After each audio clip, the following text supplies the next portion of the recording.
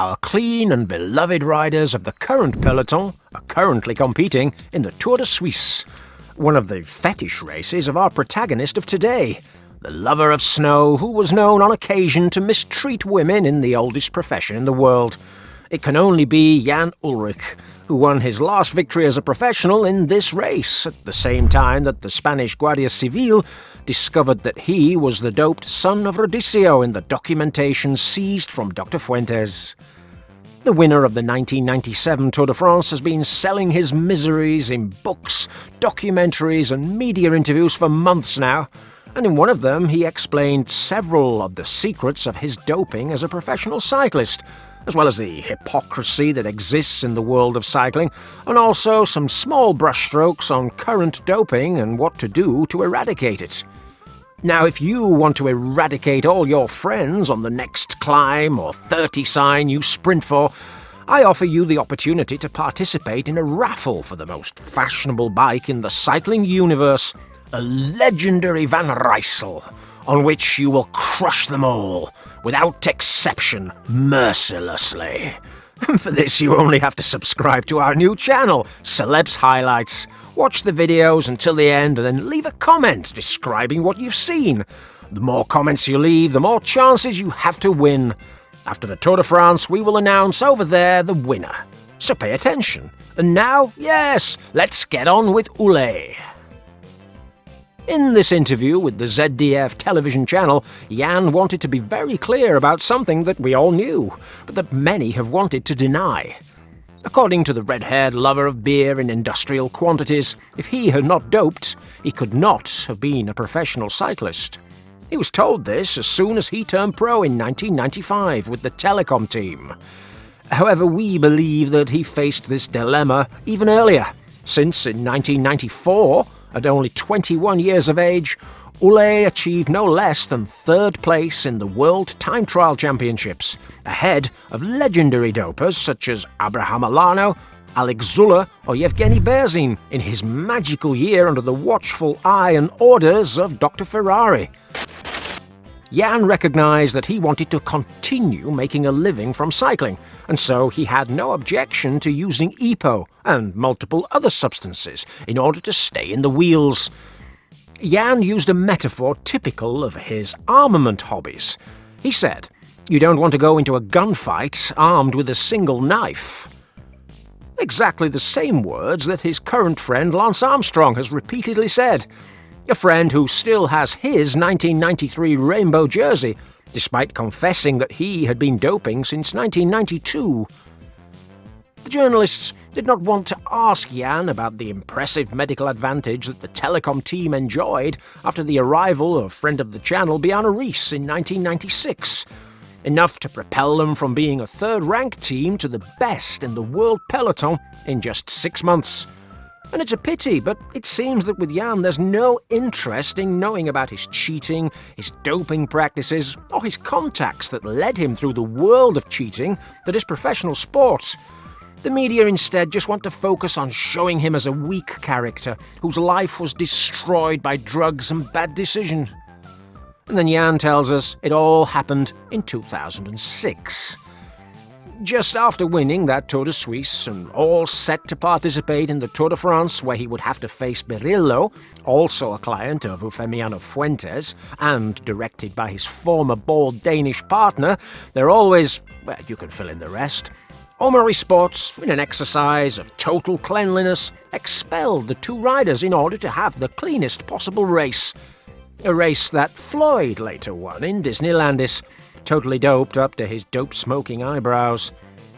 Now in this passage, Ullrich is again presented as a victim, since that expulsion totally demotivated him, because he was not doing anything that the others were not doing. He was so used to doping that he did not think that he was doing something forbidden. Look at the moral impunity of a professional athlete. As others do it, I can do it too. Just as they have been adoring me for 10 years and paying me tributes, asking me to appear in TV commercials in exchange for huge amounts of money, why do they now treat me like a stinker? It is a rather ridiculous victimization, but one in which we also can take Jan's side, in an aspect where he was treated unfairly. Jan said, "I didn't want to believe that I was being eliminated, especially from my team, because they knew internally." Of course, Rudy Pivnich and Walter Gerdefruit, the legendary directors of the telecom outfit, knew all too well. Just like Brunel knew about Armstrong, or like Vicente Beldavicedo knew about Manzano, or like Eusebio Unzue knew about Jimenez, or like Franz Maassen knew about Rasmussen. The only ones who knew nothing were Dracula Gianetti and Moonlight Machin, who were scared stiff when Rico, Kobo, and Piepoli were caught doping like disgusting reptiles or lowly mammals. And lo and behold, now the dumbest of dumb pairings, that most unwary duo in the world, are the ones running the most powerful team in the world. Just goes to show. Now Jan continued speaking, and he also uncovered the great scourge of world cycling, its leaders. The guys who take money by the suitcase as they travel around the world taking selfies with their favourite riders, as was also the case in the days of the doped Olympic champion of Sydney 2000.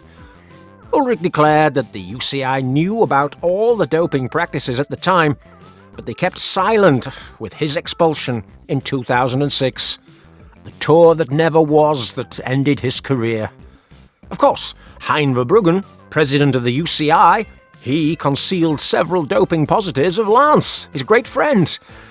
In other words, Verbruggen could have helped Jan Ullrich to win more Tour de France simply by doing his job and following procedure, since, let's remember, the German only tested positive for EPO in retroactive tests from the 1998 Tour de France, while Lance did test positive for EPO both in the prologue of the 1999 Tour and in the 2001 Tour de Suisse. This arbitration in favour of some and against others is what really destroyed Jan Ullrich's career.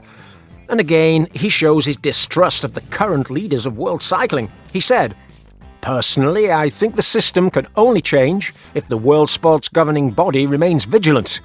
I mean, Jan, you know they're corrupt, and you know they are the first to hide doping positives, and you know perfectly well that the sport has not changed because, as your one-time rival Ivan Mayev rightly said, the team managers are still the same ones who allowed doping in the past in their stables. And those managers who are new are former doped riders, like your teammate in telecom, Rolf Aldag. So do we think that all of a sudden dirty dopers are going to teach new generations to go clean? Jan would like the system to change. He would like the UCI to be alert to new movements and to act accordingly, but he knows for a fact that they are not going to do it. Because you have to sell a great duel in the Tour de France. You have to sell the great classics of cycling. And above all, you have to sell the World Championships, which are organised by them for a reason. You have to generate a desire for new equipment, for new bikes to be sold. People want to talk about the spectacle. Even if it is to say that they're all doped, it's still talk. But because while we talk, those guys in the suits earn millions of euros, practically for scratching their bellies. And those privileges, nobody wants to lose them. But look, Jan, you're doing well. Stay away from drugs, and you are more lucid every day.